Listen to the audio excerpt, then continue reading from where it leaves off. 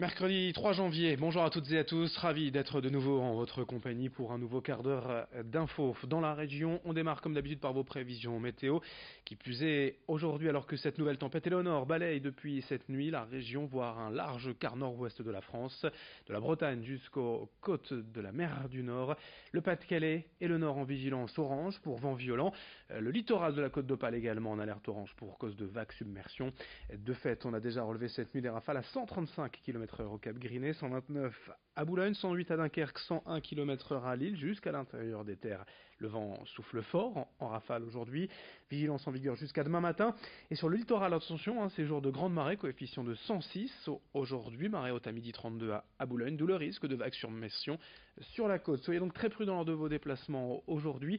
Également, si vous souhaitez admirer le spectacle de cette tempête, pour les amateurs de belles images et de photos, soyez quand même très prudents. Près de la mer, côté ciel évidemment, le temps sera très perturbé, des nuages, des averses toute la journée, mais des températures plutôt élevées pour la saison, de 10 à 12 degrés prévus aujourd'hui dans la région. Directement liée à ces conditions météo, une partie de la toiture de l'église de Marchienne dans le nord, entre Douai et Orchy, s'est effondrée ce matin à 4 heures. Une forte rafale a fait envoler une partie de la toiture qui s'est effondrée plusieurs dizaines de mètres plus bas sur deux voitures. Heureusement, pas de blessés à déplorer, des dégâts matériels uniquement. Et pour déblayer tout cela, la route départementale entre Somain et Orchy, traversant Marchienne, est coupée à la circulation.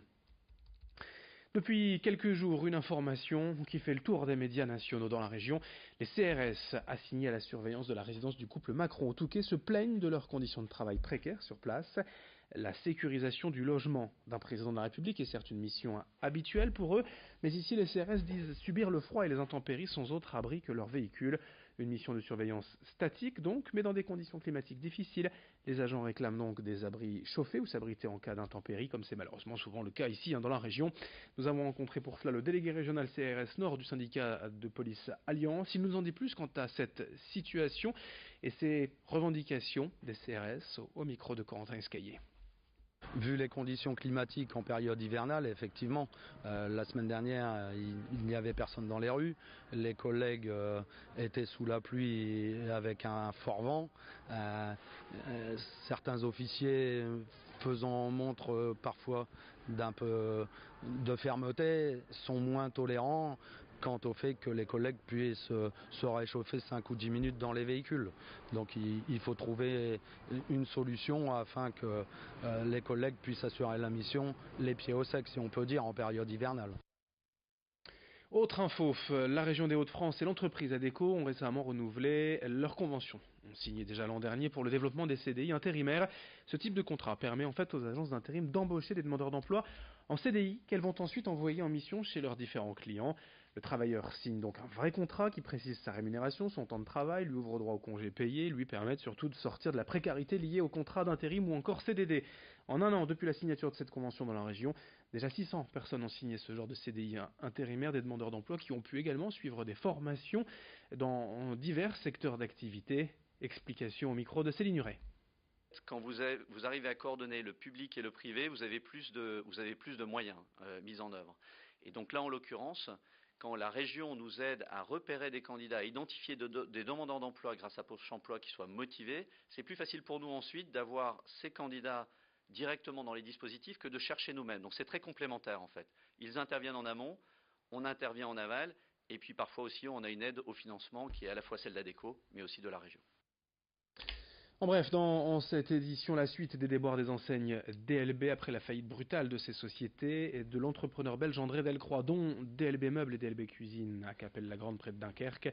Les sociétés en question ont été perquisitionnées hier par la police dans le cadre de l'enquête judiciaire. Pour rappel, une association de défense des clients victimes de ces sociétés a été mise en place il y a plusieurs semaines. En bref, toujours à Boulogne après la mort d'un adolescent de 17 ans, Florentin Butel, le week-end dernier, sur la route allant de Terre-Linctin au chemin vert à Boulogne. Le conducteur a été mis en examen pour homicide involontaire avec délit de fuite. Les 4 passagers de ce véhicule en cause mis en examen, eux, pour non-assistance à personne en danger. Une marche blanche en hommage au jeune garçon a lieu cet après-midi à 16 heures devant l'Intermarché du chemin vert à Boulogne. Dans cette édition également, une question envoyez-vous encore des cartes de vœux pour souhaiter à vos proches, à vos amis la bonne année? De prime abord, on pourrait penser que les textos, mails et réseaux sociaux ont largement pris le dessus aujourd'hui. Pourtant, la bonne vieille carte postale résiste malgré tout. Il faut certes anticiper son envoi au contraire de l'instantanéité des messages numériques, mais pour certains, rien ne vaut le papier et l'émotion d'un courrier reçu dans la boîte aux lettres. Brieux-Gorchy s'est ainsi rendu dans une papeterie de la région à Roubaix pour faire le point sur les ventes de ces cartes de vœux, parfois caritatives. On écoute donc une de ces vendeuses dans un bureau de tabac. Au mois de décembre, on a vendu à peu près 700 cartes de vœux, Noël, joyeux Noël, toutes les cartes aux alentours avec de l'UNICEF, Editor, toutes les grandes marques, tout s'est bien vendu. Parce que les gens restent très fêtes, voilà, très locales, ils aiment bien encore envoyer des cartes. J'ai des clientes qui peuvent envoyer 20, 30, 50 cartes à leur famille. Et voilà, ça se prospecte. Et heureusement pour nous d'ailleurs, sinon on ne serait plus là. Il n'y a pas que le mail, il n'y a pas que les SMS. Il y a encore la carte de vœux qui reste encore ancrée dans notre pays, quoi.